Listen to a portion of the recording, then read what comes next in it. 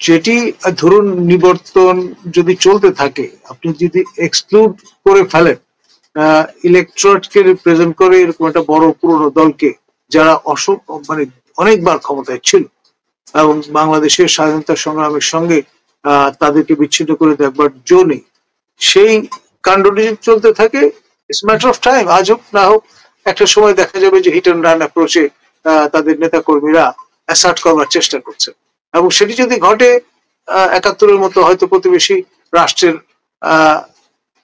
আশ্রয় নিয়ে তারা হয়তো সেটি করবেন, এবং আপনার এটির পরিমাণ এবং এর ম্যাগনিটিউড দিন দিন বাড়তে থাকবে বলে আমার ধারণা।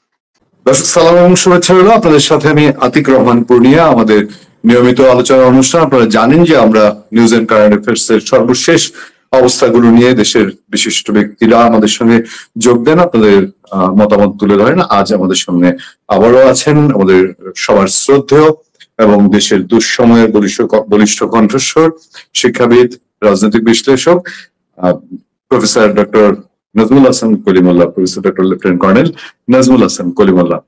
স্যার, আমি খুব শুরুতেই আপনাকে আমি খবরের দিকে একটু নজর দিব ছোট্ট করে। এই জিনিসগুলো আসলে আমি জানছি, এই যে জুলাই সনদ, জুলাই সনদ একটা হবে, এটা পার্লামেন্টের ইস্যু ছিল নিশ্চয়ই, বা পার্লামেন্টের বিষয় ছিল, সাধারণ অবস্থা মতো সাধারণ সিচুয়েশনে নাই, তারপরও মানে হঠাৎ কি অতিরঞ্জন কিনা, আমি খবরটা একটু নজর দিয়ে আপনার জন্য হয়তো বিষয়টা সহজ হবে, সুবিধার হবে। জুলাইয়ের এক অনুষ্ঠানের বরাদ্দ প্রায় কোটি টাকা। ওই চিনমৈত্রী সম্মেলন কেন্দ্রে একটি অনুষ্ঠান হবে এই তারিখে, ৫ তারিখে বলা হচ্ছে যে জুলাই গণ অভ্যুত্থান দিবস, সেই দিনে যে প্রোগ্রামটা হবে সেটার জন্যই খরচ প্রায় ১ কোটি টাকা।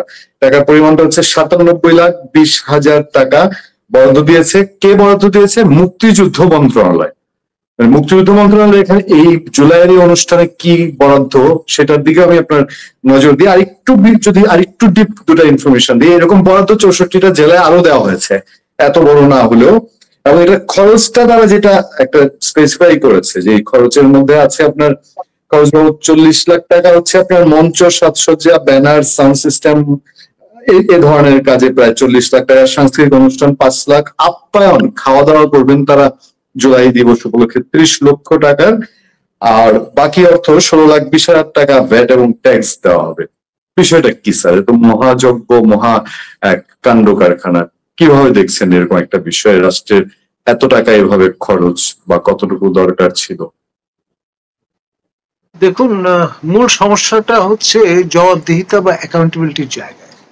যেহেতু এটি অনির্বাচিত সরকার এবং সহসা নির্বাচিত সরকার এর দেখা মেলা ভার, সে কারণে যতদিন পর্যন্ত এ ধরনের সরকার ক্ষমতায় থাকবে ততদিন পর্যন্ত জনগণের করের টাকা এভাবেই ব্যয় হবে, এটাই স্বাভাবিক।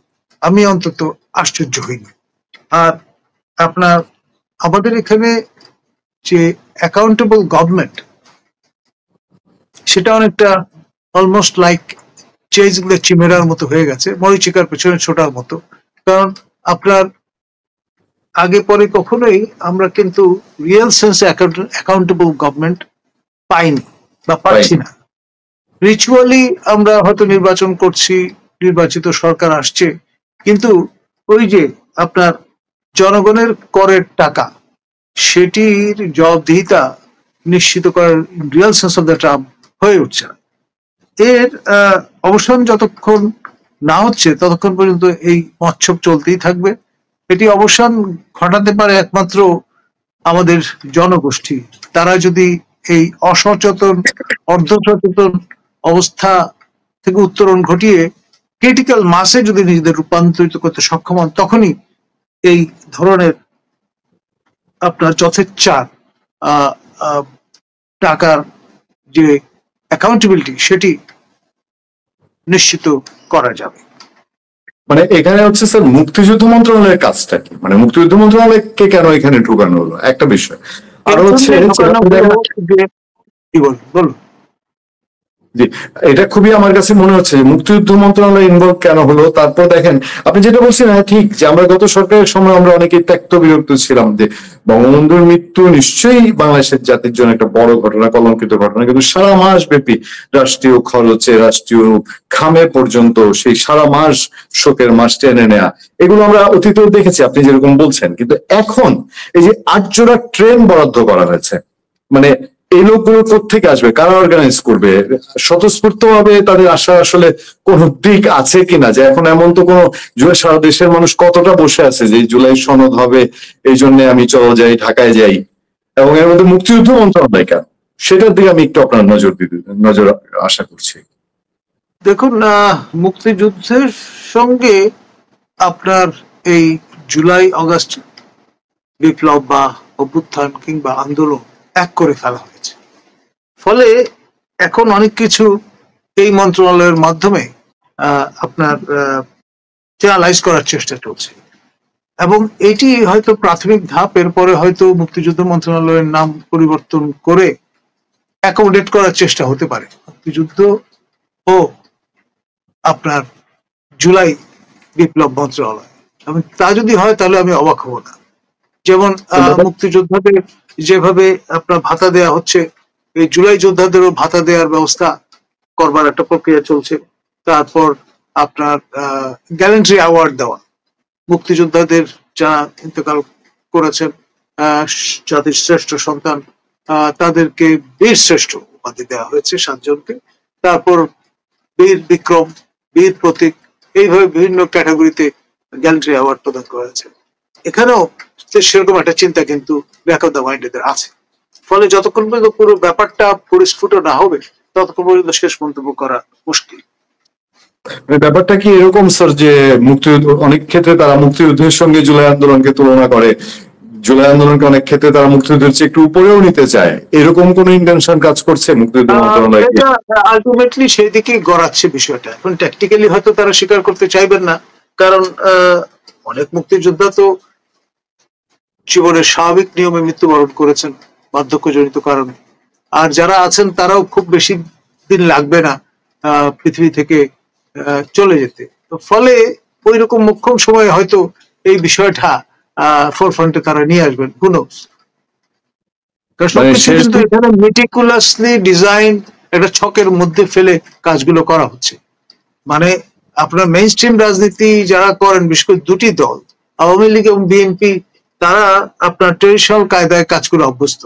তো ফলে মেটিকুলাস ডিজাইন তাদের পক্ষে হৃদয়ঙ্গম করা মুশকিল।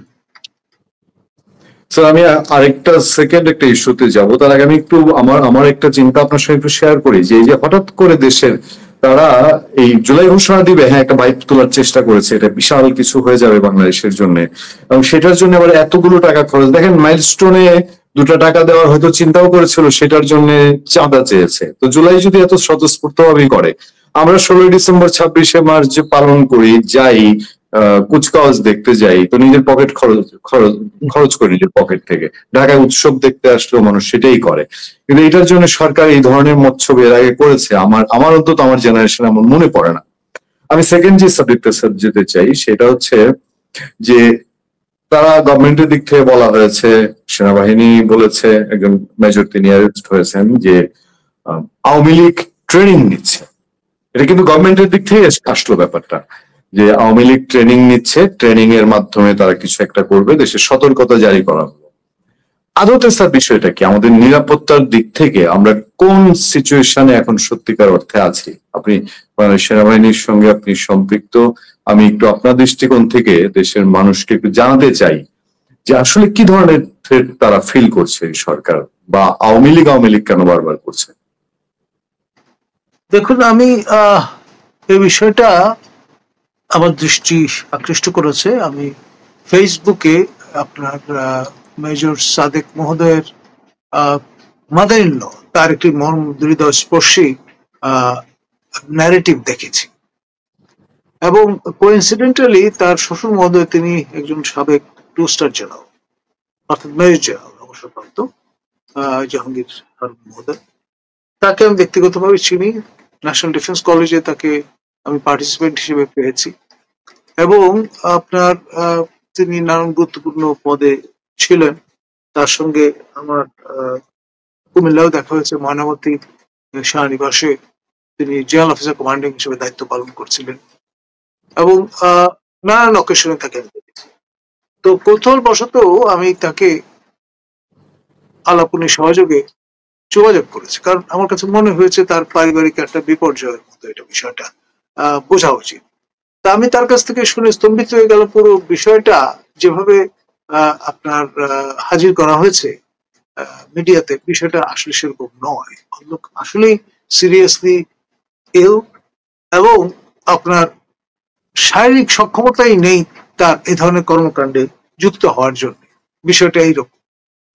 তার স্ত্রী সম্পর্কে যে বর্ণনা দেওয়া হয়েছে সেটাও সঠিক নয়।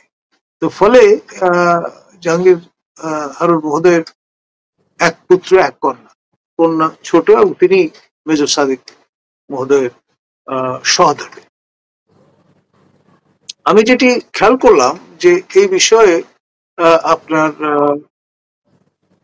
শো করেছেন লেফটেন্যান্ট কর্নেল অবসরপ্রাপ্ত মুস্তাফিজ, যিনি পিএনজি বা পার্সন নন গ্রাটা বলে আখ্যায়িত। এই ভদ্রলোক দাবি করেন তিনি শ্রীমান পিনাকি ভট্টাচার্যের গুণগ্রাহী এবং তিনি আমাকেও নানান রকম ভাবে মেলাইন করবার চেষ্টা করেছেন গোটা চারেকবার। আমি তার জবাব দিয়েছি গোটা তিনেকবার। এবার যেটা আমি লক্ষ্য করলাম সেটি হচ্ছে তিনি যেহেতু তার একটা আজন্য রাগ আছে, এক ধরনের ব্যান্ডেটা অনুভব করেন তিনি এগেনস্ট আমাদের মাননীয় সেনাপ্রধান জেনারেল ওয়াকারের। তো সেই সূত্র ধরে তিনি আমাদের এই মেজর সাদেক মহোদয়কেও গালিগালাজ করতে ছাড়েননি এবং যা তা নয় তাই তিনি সে হয়ে হাজির করার চেষ্টা করেছেন। এবং ব্যক্তিগত জীবনে আমি জানি যে তিনি নিউ ইয়র্কের একটি ভবনে নৈশ প্রহরীর কাজ করেন এবং ডগ হ্যান্ডলার এর ভূমিকা পালন করেন বলে শোনা কথা, আমি জানি না। তো এই ধরনের দায়িত্বে থাকা অবস্থায় যিনি পার্সন নন গ্রাটা বলে আখ্যায়িত, তার হঠাৎ এত লোক থাকতে অবসরপ্রাপ্ত সেনা কর্মকর্তার অভাব নেই, তিনি এত প্যাশনেটলি বিষয়টা নিয়ে বগল বাজাচ্ছেন কেন? এইটাই অনেকের জন্য বিস্ময় তৈরি করেছে। আফটার অল ধরুন সেনা সম্পৃক্ততার কথা বলেছেন, আমি বাংলাদেশ ন্যাশনাল ক্যাডেট কোরের আর্মি উইং এর একজন কমিশন অফিসার এবং আপনার এখানে ধরুন সেনাবাহিনী সশস্ত্র বাহিনী ওই অর্থে আমাদের প্রাইড, আমাদের সার্বভৌমত্বের প্রতীক এবং আমরা এমন কোনো কিছু বলবো না, এমন কিছু করব না যাতে কালেকটিভলি আমাদের ইমেজ টার্নিশড হয়, সেটা উচিত নয়। মুস্তাফিজ মহোদয় কেন এটি করছেন আমি খুবই বিস্মিত এবং উদ্বিগ্ন যে তার এ ধরনের কর্মকাণ্ড অবশ্যই আপনার বন্ধ হওয়া উচিত। আমি ব্যক্তিগতভাবে মনে করি, আমি তাকে আবেদনও করব যে আপনি অনুগ্রহ করে আপনি যে কাজে ব্যাপৃত আছেন নিউ ইয়র্কের প্রবাসে, সেইখানে মনোযোগী হন, সেখানে আপনার উন্নতি হবে। এইসব কর্মকাণ্ডে যুক্ত হয়ে আপনি নিজেকে বিতর্কিত করছেন। ধন্যবাদ স্যার। আমি এই ইস্যুটা যেটা ধরেন যে আমি মেজর সাদিক সাহেবের বিষয়টা বাদ দিলাম, ওভারঅল যেটা বলার চেষ্টা করা হচ্ছে এই আওয়ামী লীগ ট্রেনিং ফ্রেনিং নিয়ে দেশে অস্থিতিশীলতা তৈরি করে ফেললো, তৈরি করবে বা করছে, এইটা আসলে কি হতে যাচ্ছে? এটা ধরুন একটা আমরা যেটাকে বলি কনস্পিরেসি থিওরি, তাই না? এ ধরনের প্রচুর ম্যাটার থিওরি বাতাসে ভেসে বেড়াচ্ছে। স্যার আমরা অনুষ্ঠানটা শেষ প্রান্তে আমি আরেকটা দিকে নজর দিয়ে আমি আপনার মতামত জেনে আজকে শেষ করবো। সেটা হচ্ছে আমরা অবশ্যই চাই, আপনি যেটা বলছেন আমরা সবসময় এটা উল্লেখ করি যে বাংলাদেশ সেনাবাহিনী আমাদের স্বাধীনতা সার্বভৌমত্বের ক্ষেত্রে একটা জায়গায় থাকুক। সোজা সরলভাবে আমি যদি আমার গ্রামের মানুষের কথাই বলি, তাহলে সেনাবাহিনীর একজন সদস্য সিভিল ড্রেসে গ্রামে ছুটিতে গেলেও বাংলাদেশের মানুষ সমীহ করে তাকে। সেই জায়গাটা নিয়ে আমরাও চাই এই জায়গাটা এরকম জায়গায় থাকুক। আর দ্বিতীয়ত হচ্ছে সেনাবাহিনীর পর বাংলাদেশ পুলিশ বাহিনীর প্রতি নানান গালিগালাজ করবে বা আমাদের অভ্যাস বশত আমরা পুলিশকে দুটো গালি না দিয়ে পারি না, কিন্তু শেষ তো পুলিশের উপরে মানুষ একটা আস্থা রাখে। কিন্তু এই সরকারে এক বছরে এসে তারাই এখনো কিন্তু বলছে, সবাই বলে পুলিশ এখনো ঘুরে দাঁড়ায়নি। এটার ফল কি হবে? এরকম যদি আর চলতেই থাকে, দেখেন মিলিটারি এবং পুলিশ আজকে একটা বছরের উপরে, সেনাবাহিনী তো মাঠে নেমেছে আওয়ামী লীগ গভর্নমেন্ট থাকতে, এক বছরের উপরে আমরা যারা সাংবাদিকতা করি, যখন তাদের সঙ্গে চলতে যাই আমরা দেখি তারা কি পরিমাণ জীবন, এটা কোনো জীবনের মধ্যে পড়ে কিনা, ব্যক্তিগত জীবন বলতে নাই, ঊর্ধ্বতন পুলিশ অফিসাররা 1-2 ঘন্টা শান্তিতে ঘুমাতে পারেন কিনা, সেনা কর্মকর্তাদেরও নিশ্চয়ই অনেকটাই এরকম কাছাকাছি অবস্থা। এইটা কতদিন এভাবে চলবে, আর এটাই কি সমাধান? দেখুন, আলটিমেটলি সমাধান হচ্ছে নির্বাচন আয়োজনের মধ্য দিয়ে এই সরকারের বিদায় বা এই ধরনের সরকারের বিদায় এবং আপনার অ্যাকাউন্টেবল গভর্নমেন্ট আপনার কায়েম করা। এখন এখানে যেই দিকে যাচ্ছে এবং যেই পরিস্থিতি, জামাতে ইসলামীর পক্ষ থেকে কিছুদিন আগে দাবি করা হয়েছে যে ত্রয়োদশ সংসদ নির্বাচন জাতিসংঘের তত্ত্বাবধানে হতে হবে। তার মানে জাতিসংঘ থেকে শান্তিরক্ষী বাহিনী এসে সেই নির্বাচন এন্তেজামের ভূমিকা পালন করবে। এখন ধরুন আমাদের প্রতিবেশী যে রাষ্ট্র ভারত বা পাকিস্তান, তারা নিকটবর্তী রাষ্ট্র বা কম নিকটবর্তী সেই অর্থে, এবং এই সোস্টিং বাজেটের জামানায় জাতিসংঘ হয়তো তখন দেখা যাবে যে ম্যান্ডেট দিয়ে দিচ্ছে এবং ব্লু হেলমেট মাথায় দিয়ে প্রতিবেশী রাষ্ট্রগুলো থেকে সেনারা আসছে শান্তিরক্ষী হিসেবে। সেই রকম যদি পরিস্থিতি হয় আমি অবাক হব না, কারণ আপনার জামাতে ইসলামী এমন একটি দল, আমাদের এখানটায় সবচেয়ে পুরনো এবং most organized, most discipline party. তারা না বুঝে কোনো একটা কথা ক্যাজুয়ালি বলে দিয়েছে, এটা আমি মনে করি না। হ্যাঁ, দ্বিতীয়ত আপনার পুলিশের মোরাল ভেঙে গেছে, আমাদের সশস্ত্র বাহিনীও টায়ার্ড বলতে পারেন এক অর্থে। এই যে 30,000 করে আমাদের পার্সোনালরা তারা মাঠে এই শান্তি শৃঙ্খলা রক্ষার দায়িত্ব পালন করছেন, আবার ফিরছেন, এটা রীতিমতো ওয়ারি করে ফেলতে পারে একটা বাহিনীকে। তো সেই জন্য এরকম একটি অবস্থায় দেখা যাবে যে হয়তো ব্লু হেলমেট মাথায় দিয়ে জাতিসংঘ ম্যান্ডেট নিয়ে প্রতিবেশীরা যদি আসেন, তখন সেটি কাউকে অবাক করবে না। দ্বিতীয় যে বিষয়টা, সেটা হচ্ছে আপনার যদি বাংলাদেশ কনফ্লিক্ট জোনে রূপান্তরিত হয় এবং সেটা সাইন সিমটম পর্যাপ্ত পরিমাণে আছে, তাহলেই জাতিসংঘ ম্যান্ডেটেড হয়ে এখানে আসবে নির্বাচন কন্ডাকশন করতে, আদারওয়াইজ না। ধন্যবাদ। ধন্যবাদ স্যার। আমি ভিন্ন একটা প্রসঙ্গে আমি আপনাকে একটু স্মরণ করিয়ে দিয়ে শেষ করব, আর সেটা হচ্ছে যে আমরা নিশ্চয়ই জুলাই আগস্টে যেসব তরুণ প্রাণ গিয়েছে এই দেশে, আমরা সে সময় আমি আপনি আমরা সবাই সেটার প্রতিবাদ জানিয়েছি, ঘৃণা জানিয়েছি, নিন্দা জানিয়েছি, এখনো সেই শহীদদের আত্মার মাগফিরাত কামনা করি। পাশাপাশি আমরা যে জিনিসটি ভুলে গেছি, আজ যে দিনটি গিয়েছে 3 আগস্ট, সেই 3 আগস্ট সিরাজগঞ্জের এনায়তপুর থানায় 16 জন পুলিশ সদস্যকে একসাথে মেরে ফেলা হয়েছিল। সেই দিনটিও আমরা বাঙালি জাতি যেরকম ভুলে যাই, আজও আমরা ভুলে গেছি। এবং সেখানে একজন নারী পুলিশ সদস্য ছিলেন, যতটুকু জানা যায় তিনি গর্ভবতী ছিলেন, রিকোয়েস্ট করেছেন তাকে হত্যা না করার জন্য। আমরা জুলাই আগস্টের সকল শহীদের সাথে সাথে পুলিশ সদস্যরা যারা প্রাণ দিয়েছিলেন অনাকাঙ্ক্ষিত পরিস্থিতিতে, তাদের প্রতি শ্রদ্ধা জানিয়ে শেষ করতে চাই। অনেক অনেক ধন্যবাদ স্যার, অনেক অনেক কৃতজ্ঞতা। ভালো থাকবেন, সুস্থ থাকবেন। আমাদের দর্শকদের পক্ষ থেকে আপনার প্রতি অসংখ্য কৃতজ্ঞতা।